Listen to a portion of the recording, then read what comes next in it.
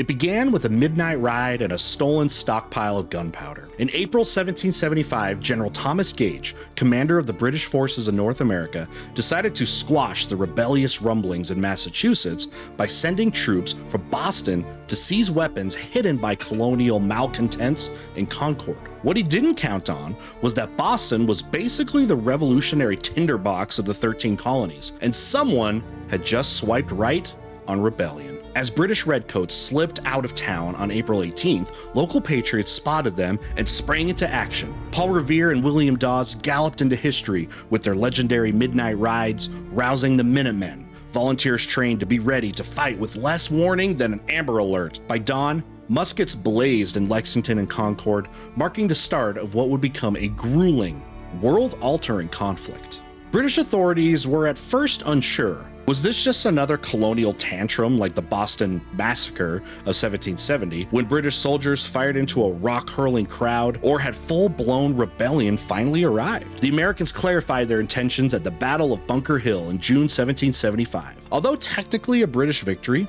the Patriots inflicted so many casualties that General Gage was rattled. He admitted the colonists had shown, quote, a spirit and conduct against us they never showed against the French. Translation: these farmers had teeth, and they weren't afraid to bite. As blood pooled in the Massachusetts dirt, colonial leaders convened the Second Continental Congress in Philadelphia. Among them were John Adams and his cousin Samuel, one stern, one incendiary, both furious. They pushed for independence. While more cautious delegates hoped Britain might still be reasoned with, Congress hedged its bets. It stopped short of declaring independence, but wisely appointed George Washington, Virginia landowner, veteran, and future meme template, to command the newly formed Continental Army. While Washington drilled his ill-equipped troops, revolution gained traction thanks to the scorching rhetoric of Thomas Paine, a recent English immigrant who thought monarchy was about as rational as bloodletting. Paine published Common Sense, arguing that Americans would never gain their rights under a hereditary king. Quote, "These are the times that try men's souls."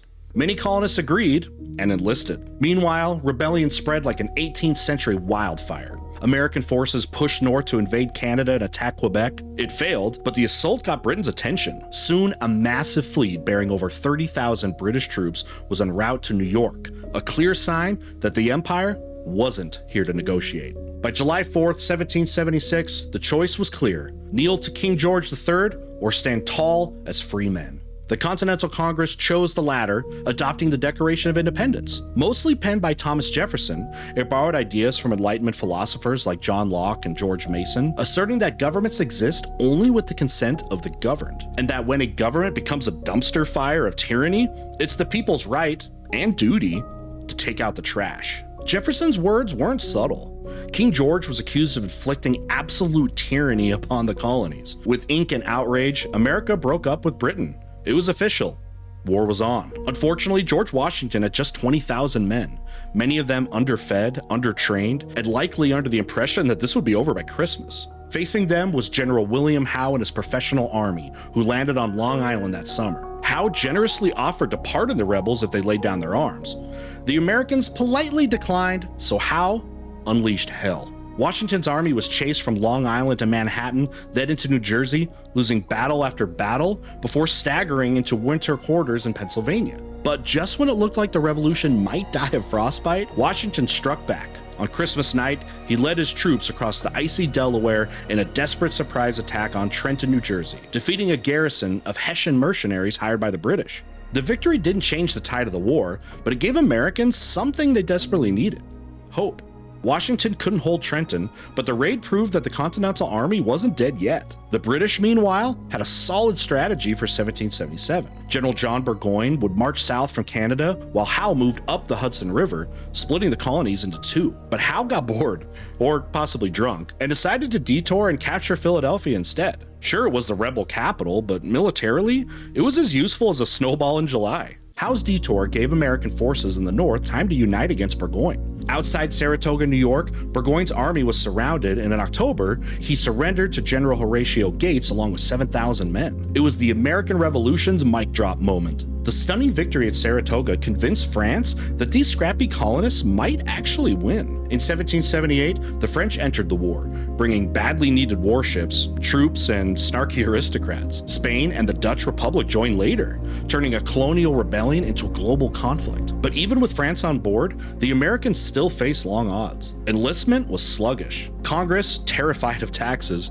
printed money instead, which caused inflation so bad you'd need a wheelbarrow of paper cash to buy a pair of boots. Meanwhile, Americans weren't exactly united. Many loyalists supported the crown, and some even fought alongside the British. Others fled to Canada, where they presumably still apologized for the whole mess. By 1778, the British, bleeding resources, turned their attention to the South, where they hoped to tap into loyal support and break the rebellion's back. They even promised freedom to enslaved people who fled rebel masters, an idea that enraged Southern patriots who loved liberty but weren't quite ready to share it. British tactics in the South only fanned the flames of resistance. By 1781, British commander Lord Cornwallis had moved his army into Yorktown, Virginia. That's when George Washington, now seasoned, hardened, and probably fueled by rage and coffee, saw his moment. He coordinated a massive assault with French General Rochambeau while a French fleet blocked British ships from rescuing Cornwallis. Yorktown was a trap, and Cornwallis walked right into it. Under siege and out of options, Cornwallis surrendered in October of 1781. It wasn't the last skirmish of the war, but it was the one that broke British resolve. Exhausted and increasingly broke, Britain entered peace negotiations. 2 years later, the Treaty of Paris was signed in 1783. The American colonies were now a free and independent nation. But winning the war was only half of the battle.